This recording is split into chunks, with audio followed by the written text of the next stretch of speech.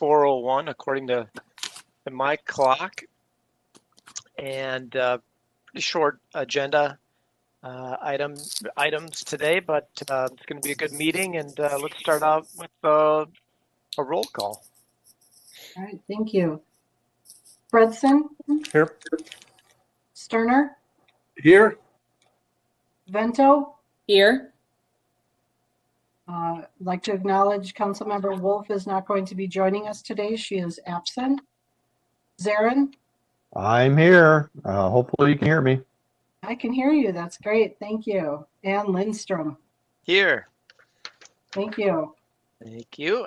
And as we do before all of our meetings, I will read the executive order statement from the governor. Governor Walz has declared a peacetime emergency Executive Order 20-01 in response to COVID-19, and the Metropolitan Council Chair has determined it is not practical or prudent to conduct an in-person Met Council meeting for reasons stated in the governor's emergency executive order. Accordingly, Met Council members will participate in this meeting via telephone or other electronic means, and the Met Council meeting will be conducted under Minnesota Statutes Section 13D 021 at the date and time stated above. That would be right now. This meeting will be streamed live and recorded. We encourage you to monitor the meeting remotely. If you have comments, I encourage members of the public to email us at public.info@metstate.mn.us. We will respond to your comments in a timely manner. All right, that takes us to our third item, approval of the agenda. Without objection, we will move forward with this agenda, taking us to the approval of the minutes from February 9th, 2021. Is there a motion to approve these minutes? I'd make a motion to approve the minutes. This is Sterner. Thank And you. a second? Is there a second? Vento seconds. Thank you. Roll call. Fredson? Aye. Sterner? Aye. Vento? Aye.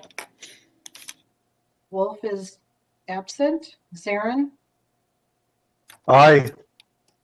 And Lindstrom? Aye. Thank you. Thank you. And no items on our consent agenda today, which takes us to our non-consent agenda, where we have one item.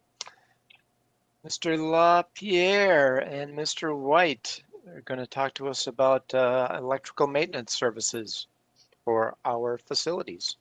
Welcome. Thank you, Mr. Chair, committee members. This is Charles LaPierre. I'll be presenting on business item 2021-63, the electrical maintenance services at MCS facilities.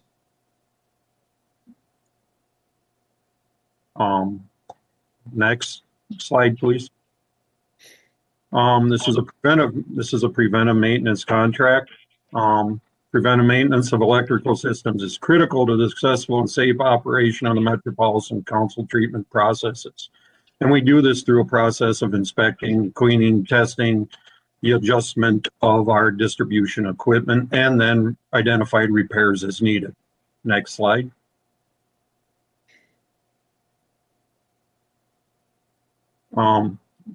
Preventive maintenance ties into our adopted maintenance philosophy using the reliability maintenance network. They have a uptime elements which sections out different areas amongst maintenance philosophies and practices. And the plan preventive maintenance aligns with this program in asset condition monitoring. And through this testing, we're able to monitor the condition of our equipment so we can see future deficiencies or imminent deficiencies, which is our early defect elimination.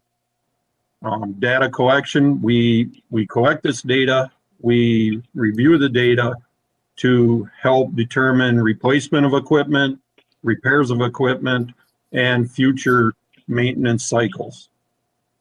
Next slide, please. And through preventive maintenance, we're able to detect our failures earlier in this defect slide. In past practices, we've been farther down towards the flash you see on the screen. We have, since implementing this program, we have been able to come up the defect curve to catching these before defects, and it has virtually eliminated unknown power disruptions to our wastewater treatment plants and the ISBU lift stations that we have performed this maintenance on up to date. Next slide. It also aligns with many state codes, national codes, and industry standards. NFPA 70E mandates that we maintain our equipment to ensure proper arc flash mitigation. NFP 70B sets the standards for how often certain types of equipment need to be, or its recommendations how often certain equipment needs to have an inspection and maintenance performed to them. And then we use the Minnesota state codes for the licensing and the certifications of the technicians doing the testing. Next slide, please.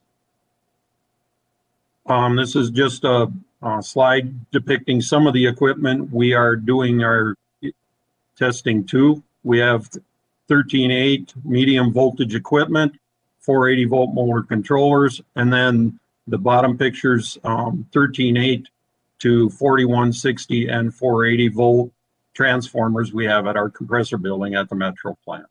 Next slide, please.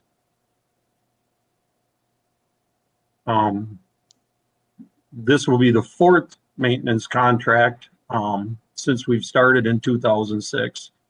We have successfully, up to date, tested 98% of the electrical systems at the 9 wastewater treatment facilities and our interceptor service facilities, which are lift stations, metering sites, and regional maintenance, which covers the 7-county metro area. It addresses newly expanded code requirements for testing and documentation. As they update the NFP 70E, we implement that into our testing practices. And as I mentioned earlier, service outages are down to minimal since the implementation of this. The initial preventive maintenance program had us testing and maintaining most of our equipment on a 3-year testing cycle. Since we've implemented this, we have been able to stay within standards and move to a 5-year testing cycle, which has, due to the reliability of our equipment, and which reduces our overall cost. Next slide, please. Why do we contract the inspection and cleaning and testing? One of the main reasons is flexibility to our staffing levels. Each project requires different levels of staffing. We can have as few as 3 electricians on some of these to as much as 12 electricians. They only last a short duration of time. So to try and staff that with on-site staff would create inefficiencies in our budgeting and overall cost. The contractors own and maintain their own equipment. They subcontract when necessary for any equipment they need. They handle the accreditation for the NETA electrical testing standards. Next slide, please. Electrical maintenance services. Contractors were qualified based on successful performance of electrical maintenance contracts in a similar industry setting. Qualifications of the contractors' employees were high voltage experience and certification, electrical maintenance experience, and then also for qualifications for the testing, we required the current NETA accreditation of the company doing the testing, and also NETA certification of the technicians. This ensures that we have qualified people doing the testing that can understand the data they're collecting and are trained in the repair of this type of equipment. Next slide, please. Background, the invitation for bids advertised on December 11th. 12 plan holders, 5 identified as women, minority, veteran, or disadvantaged business enterprises. Pre-bid meeting hosted by council staff. Bids included cost of services, MCUB plan for meeting the 6% goal was approved by our Office of Equal Opportunity. To address a question that Susan brought up earlier from one of the council members, I do not have the list of the original plan holders. I was only involved in the bid opening, which just had 2 contractors. Next slide, please. Public bid opening was held on February 11th. The 2 bids were received, ranging from the $10.7 million to the $12.3 million. Premier Electric submitted the lowest responsive bid. The contract has a term of 5 years with amount not to exceed $12 million. And because of our past success in creating a reliable distribution system, I did not have to increase this total from the last 5-year contract. Next slide, please. The Metropolitan Council authorized the regional administration to award and execute this contract with Premier Electric Corporation to provide electrical maintenance services at environmental services for the amount not to exceed $12 million for this 5-year contract. Next slide, please. Questions?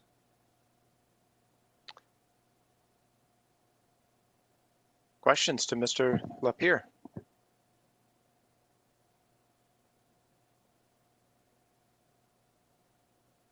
Chair, this is Susan.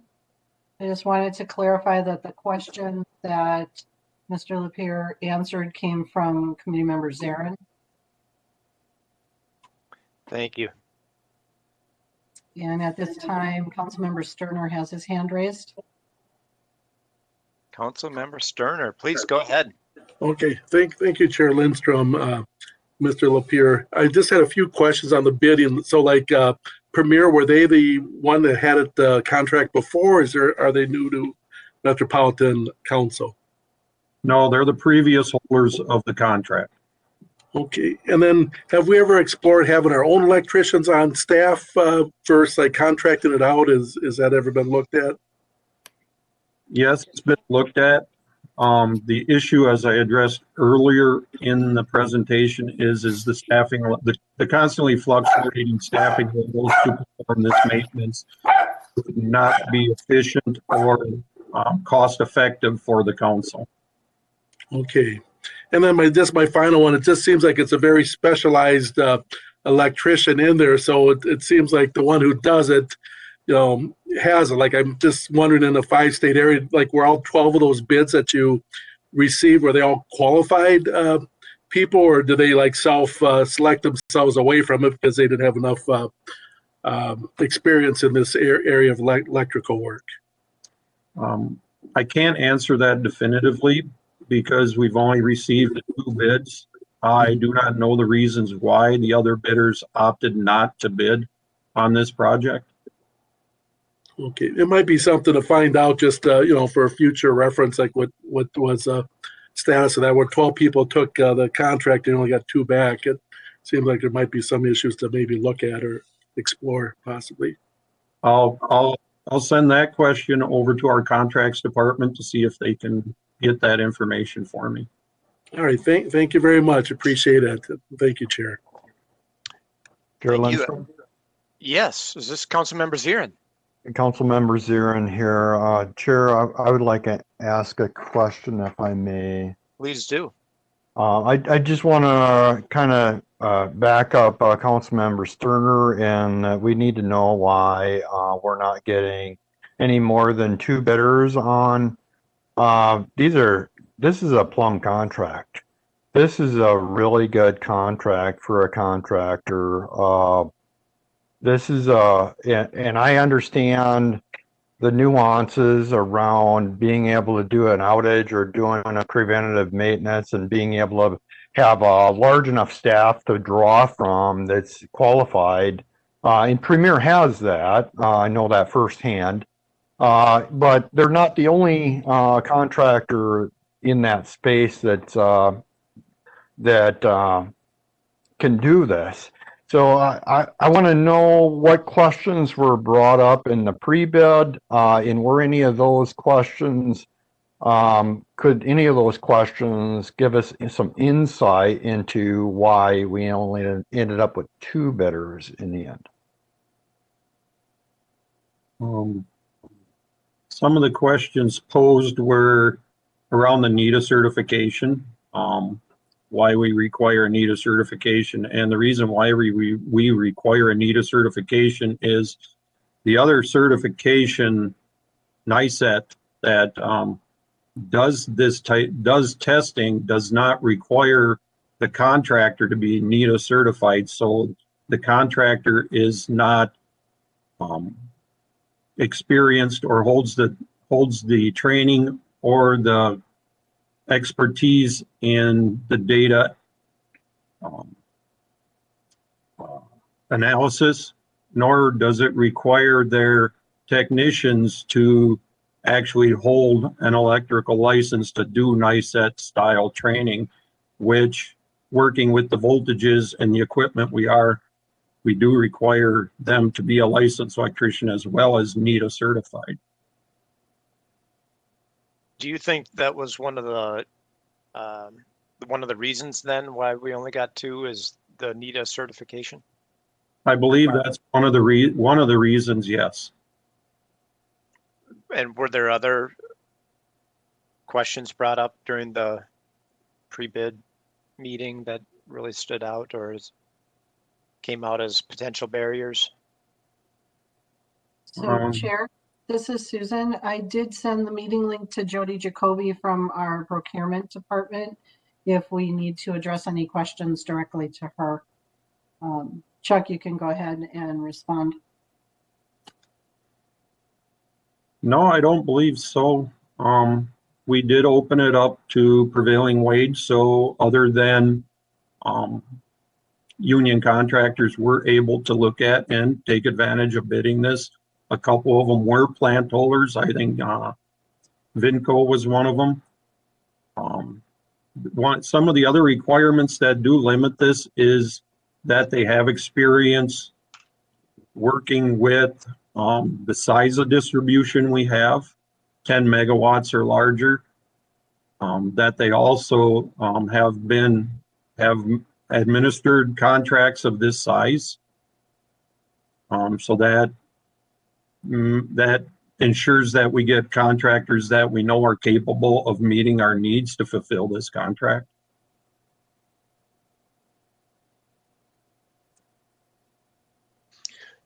Good points. Councilmember Zirin, any other follow-up to those comments? Chair Lindstrom, thank you for giving me the chance to respond. I'm completely satisfied in the response that I've received here. So thank you for your time. Thank you. Right. Other questions? Chair, we do have Jody Jacoby on the phone with us. Jody, do you have a list of the minority bidders in response to the question from Committee Member Zarin?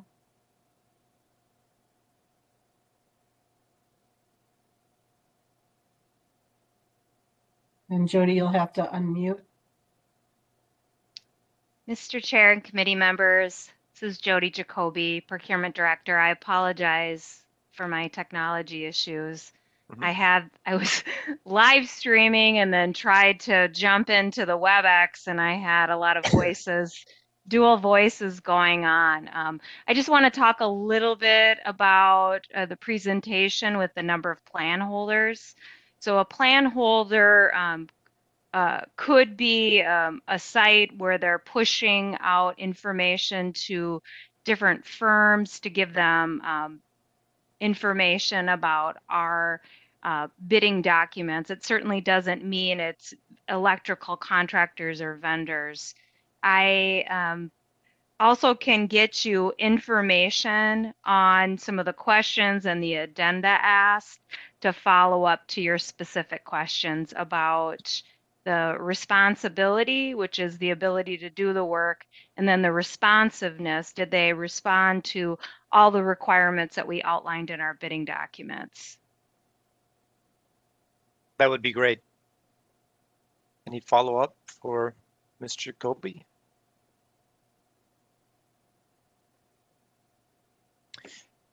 Thank you. And good job, Susan, to rope in Jody ASAP. That was impressive. Good. We need to take a vote on this. Is there a motion to move forward with this item? Bento moves approval. 10 seconds. Motion has been made and seconded. Roll call, please. Knutson, Aye. Sterner, Aye. Vento, Aye. Zarin, Aye. Lindstrom. Aye. Thank you. Thank you. And our one and only item on our information item this afternoon is regarding cybersecurity in our sector, and Mr. Knutson is going to walk us through this. I saw in the presentation a little heads up about what happened in Florida, and it's a little nerve-wracking, just what happened last week, just to tee it up a little bit. But yeah, please go ahead. Okay. Thank you, Mr. Chair and committee members. My name is Roger Knutson. I've worked for Metropolitan Council for 37 years. The first 22 years I worked as a technology specialist. In the last 15 years, I've been the manager for the Process Computer Group. So today we're going to have an informational item. We're going to talk about critical infrastructure, cybersecurity, and the water sector. Next slide, please. So just a quick agenda of what I'll be covering today. I'm going to talk a little bit about the background for the critical infrastructure protection, the CIP.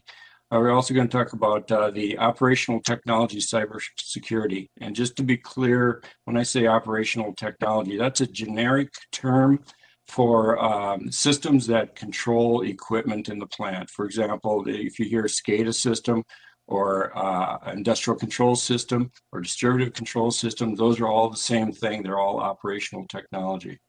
Then we'll go through what happened in the Oldsmar Florida water facility. We'll talk a little bit about how that happened. And then I hope to draw some contrasts as to why it's not as likely to happen in our wastewater treatment plants and our collection system. And then also just briefly touch on what our current action plans are. Next slide, please.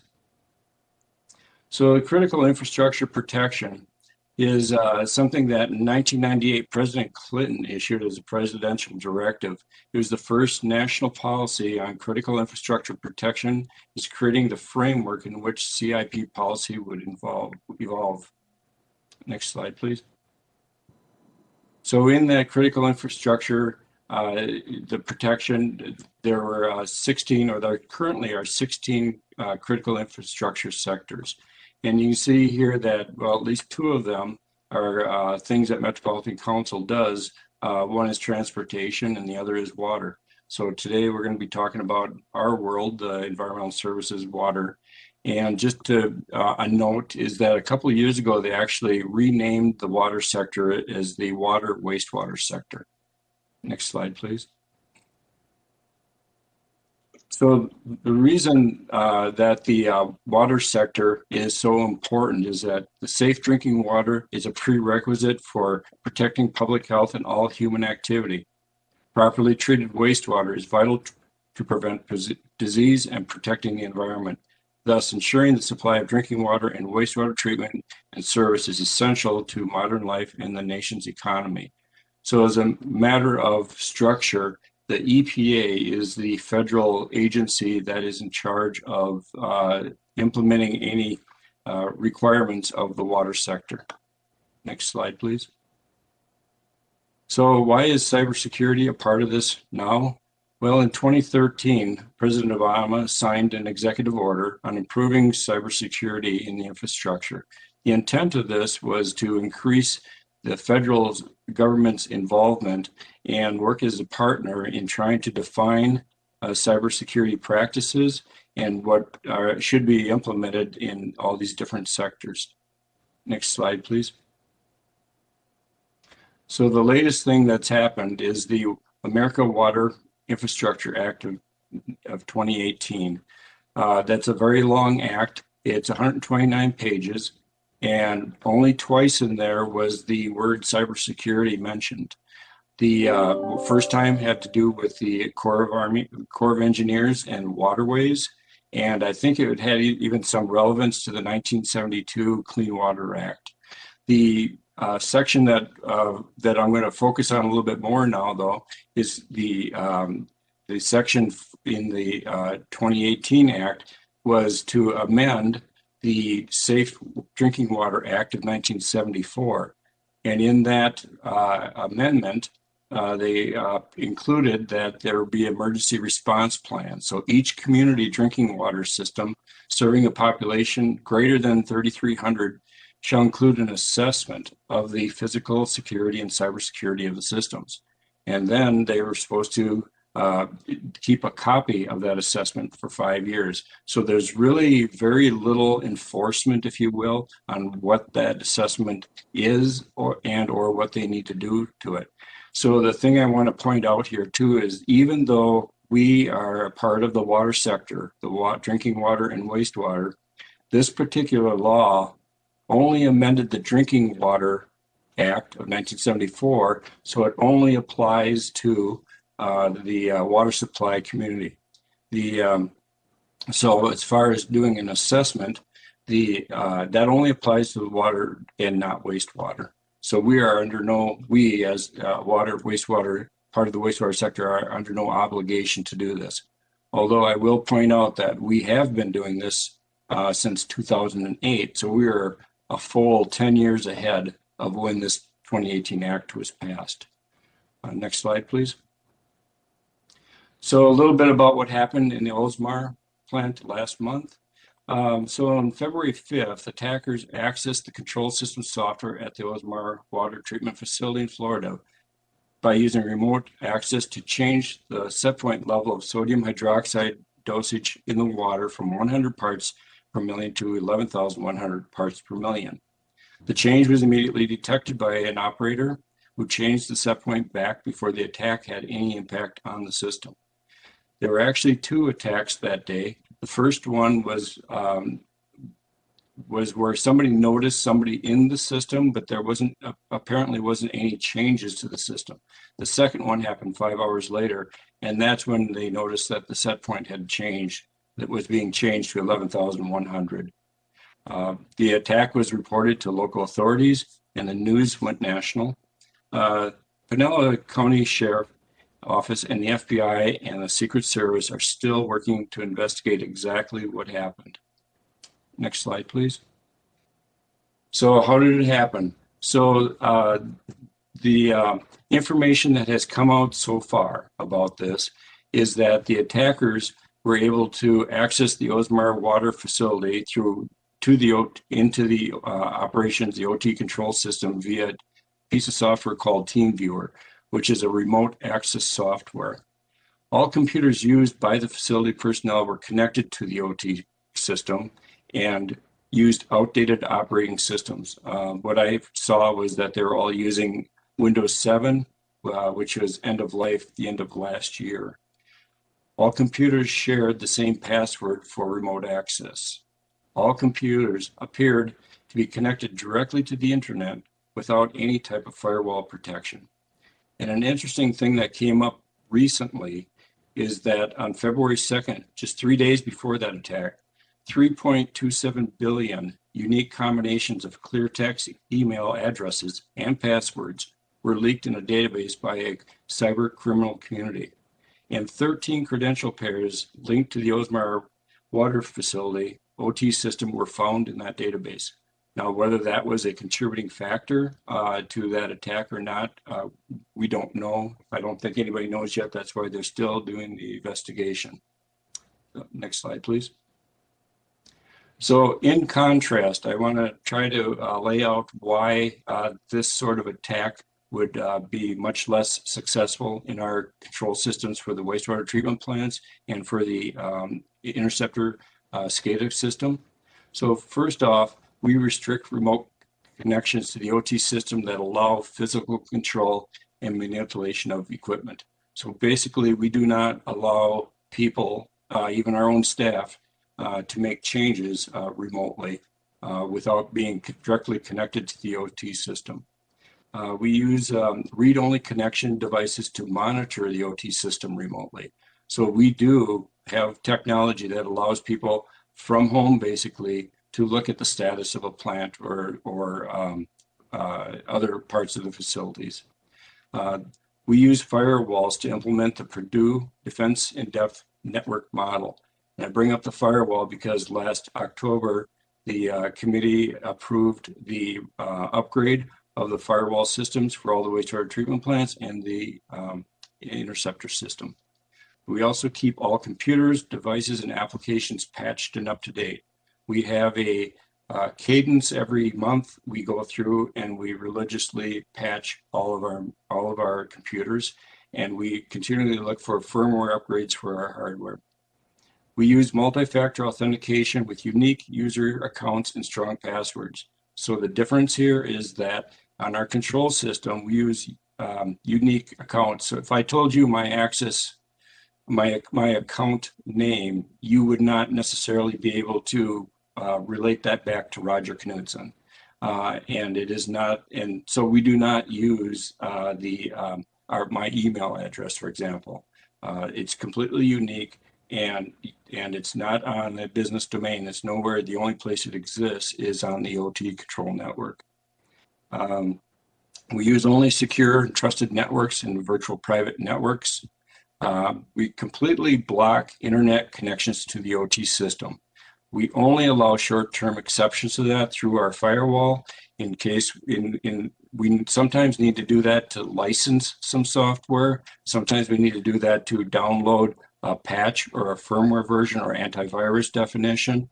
Sometimes we work with a vendor who we allow them to come through our engineering workstation, and we sit there and we watch what they are doing, but they are literally working through our engineering workstation and not directly from their laptop or whatever from offsite. Very strict controls on that. The other thing that we do, and I'm pretty sure that Oldsmar probably has the same sort of things in place, they just didn't talk about it. We have engineering controls which restrict or clamp set point values for process equipment. So the possibility of putting in 11,100 when your normal set point is 100 wouldn't work. We have a normal range, operating range, that we allow operators to put a set point in. So for example, if 100 is what you normally want to be, my guess is the set point clamps would be probably 0 to 200 or something like that. If anybody tried to put in 11,000, it would reject it as an invalid value. And then above and beyond that, we have other interlocks, permissives, and alarms that provide additional safeguards. I'm guessing Oldsmar has the same sort of thing. I'm sure that if the lye had actually gone into the water, their pH would have gone crazy, and they would have been alerted through an alarm of some sort that was unacceptable, and they would have been able, I'm sure, to shut off that water supply and go to their backup water supply. Next slide, please. So this, I hope, looks familiar. This is the diagram that I presented last October when I asked for funding for the firewalls, the upgrade of our firewalls. And just the reason I wanted to bring this up again is because our system is set up like this. It's the Purdue model defense in-depth strategy. And in this case, layer 2 is basically where it's called the local HMI, human machine interface, that it is the equivalent of the machine that the Oldsmar operator was looking at when that set point was changed.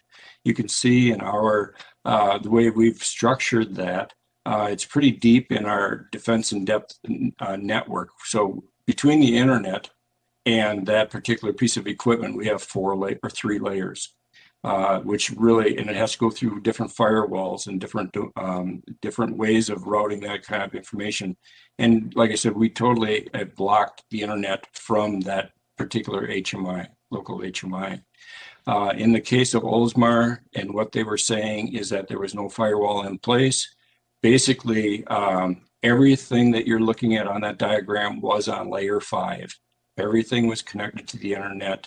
There was no protection, no defense in depth strategy implemented. My guess is the operators probably also checked their Outlook email. They did time cards, they did procurement, they did whatever else. They did everything on that one computer, and which leads to that vulnerability of being able to access it from the internet. Next slide, please. So another thing that we do very religiously is we keep up to date on things. So we monitor communications from state and federal agencies for security advisories. To the left, you'll see an email. It's a sort of email that I get once or twice a day normally. It's from the Industrial Control Systems Cyber Emergency Response Team, or ICS CERT. And what the intent of this is, when they find out, this is the federal government coming from the federal government. Now, this is one of the agencies that President Obama actually created with his executive order, and it's an information sharing part of the agency. And the reason I listed this one is because we do have, see listed 3 releases of control system advisories. One of them was Rockwell Automation. The reason that drew my attention is we do have Rockwell automation technology in our plants. Fortunately, we do not have factory talk. Fortunately, this advisory for this vulnerability did not apply to our plants. But we see these advisories virtually every day, and we keep track of when something does apply. We do follow up and find out exactly what it is we need to mitigate that vulnerability. We obviously keep up with trade journals. We track OT manufacturer, new technology and advancements. We partner with other water sector utilities.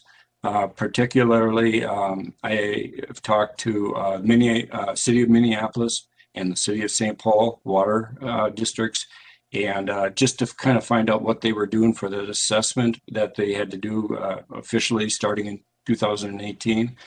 So it's just good to make those connections and see how other people are approaching these things. And then finally, we definitely engage with local and national user groups. Next slide, please. So what we want to do is continue our current action plan. And that is that we conduct Department of Homeland Security evaluations and we act on findings. We start, the first one we did was 2008. And we normally do them every usually 3 years, basically. And the reason you do it that far apart is because you find things in these evaluations and it just takes time to do something about it, to mitigate it. You have to come up with a plan, you have to come up with a design, you got to buy equipment and or software. So it just takes time to address the highest priority items that it finds. We're actually due for a evaluation now. We actually asked for one this year, and the people that we talked to said, as soon as the election is done, come and talk to us. So maybe this year we'll get one. The other thing we do is we very closely follow the NIST standard guideline. It's 882R2, specifically designed for cybersecurity and cybersecurity preparedness. We definitely support sufficient staff levels and training to implement all this cybersecurity and just the control systems in general, good health. We support OT system hardware and software upgrade budgeting. Obviously, ES committee is a very important part of that, making sure that when we do need to upgrade something, that you fully understand why and support that. We do keep documentation secure and updated. Secure is very important because a big part of cybersecurity or cyber hacking, I should say, is that attackers will try to get into a system whether it's a control system, maybe it's a business system, and they'll actually do reconnaissance. They'll look for documentation. They'll look for information about your control system, and they'll basically reverse engineer what you have and find vulnerabilities. So we do our best to keep our documentation secure. We ensure resilient and operational technology systems per plant, and that's by design. The internet could completely go away and our plants would continue to run and treat wastewater just like if they were connected to the WAN. And obviously we optimize what we already have. That's very important. We spend a lot of money on control systems and cybersecurity. It's best to get everything that we can out of them. We continuously improve the ESOT system cybersecurity posture by doing all these practices. And one thing I like to do particularly, and I hope I'm doing it today, is I promote cybersecurity awareness among all of our employees and even outside our organizations. I promote it even in our employees' families, because it makes a big difference, especially in these times of teleworking now, where a lot of people are on their home internet or whatever. It's just good to have good cybersecurity hygiene everywhere that people are working. So next slide, please. Yep, and that's it. So thank you for the time today, Mr. Chair and committee members. If you'd like to ask any questions, I'm happy to try to answer. Good cybersecurity hygiene. I'm going to remember that one. That's important. Good point and great presentation. Fascinating. Questions for Roger?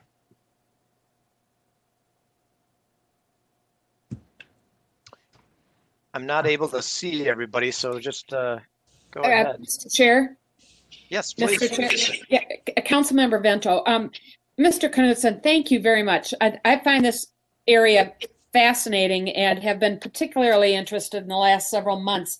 You showed on one of the slides the email that you get regularly, and I'm wondering from your reading of those emails whether that feels as though there's been an uptick in the Oldsmar type instances, probably not to that degree, but and probably not getting the kind of news that they got in Florida. But if you've noticed an increased sensitivity. Mr. Chair and committee members, yes.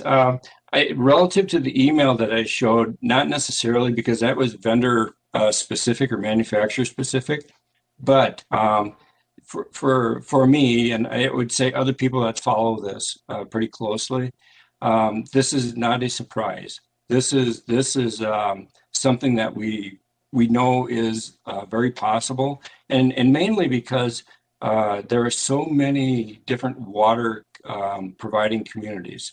I think there's around 54,000 in the United States, and they all serve, and I think that's the limit was like 50,000 people that they serve. So in the case of Oldsmar, that was a community of 15,000. The interesting part about that is that it was basically 2 days before the Super Bowl and 15 miles away. So was this hacker looking for attention, or what was the motivation? That's one thing it's hard to come up with, is the why. The thing that, the reason it's not really surprising is because I saw an article also where there have been 111 such reported attacks in the second half of 2020. So the reason why the sheriff of Pinellas County decided to make this public, I don't know. It's normally something people don't talk about. And it's for a couple different reasons. Communities don't want to talk about why they got attacked. So yes, I don't see an uptick in necessarily manufacturer vulnerabilities, but definitely I would hope that there's more water communities, or just industrial communities in general, that share more of this information about how attacks are happening. Mr. Chair, if I could just ask one more question. You mentioned the data breach on February 2nd. this may be part of the investigation, and there may not be an answer yet, Mr. Knutson, but I'm wondering, from your reading of the articles, do you know when they discovered the February 2nd incident? Was it after the February 5th, or did they know about it on February 5th? Mr. Chair and committee members, it was discovered on the 2nd. Yes, it was February 2nd when it was released, and at least at that point, the cyber crime community knew all about it. What would be the impact of 11,100 parts per million of lye going into Tampa Bay? Well, Pretty significant, I imagine. Yeah, so Mr. Chair and committee members, so in this case, this is drinking water. So it would go into the taps of the people in the community, and the impact would be it's very caustic. It's lye, basically, and so it'd make a lot of people really sick. But I think, like you said, I think I'm sure there had been enough interlocks and alarms and such downstream telling them there's a problem. And I know that Oldsmar, they have a secondary water supply that they can buy water from a neighboring community. So my guess is they would have just shut the plant down, switched the valve over, and continued on. Pat on the back to that operator who noticed it right away. Yes. And I think that was an indication of the lack of sophistication of this attack. And because if you really wanted to cause some harm, you would do that at 2 o'clock in the morning. You would not do that while an operator's sitting in front of it. And so, again, it'd be interesting to find out who actually did that and what the motivation was. Well, and I'm glad you came before the committee last fall, I believe it was, to ask for some resources on beefing up our firewall. Yes, always good to be prepared and hope that you never have to use it, right? Right. Yeah, Mr. Chair and committee members, I feel very confident about what environmental services have done to protect their control system. We are, I consider, a very hard target versus a whole bunch of soft targets out there. And that's kind of what you want to be. You want to be the hard target. It's the old joke about you don't have to be the fastest person. You just have to be faster than the slowest person when the lion's chasing you, right? Right. Other questions or comments?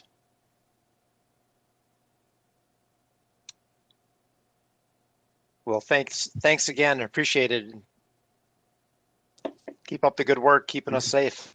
Okay, Mr. Chair and committee members, thank you very much for the opportunity.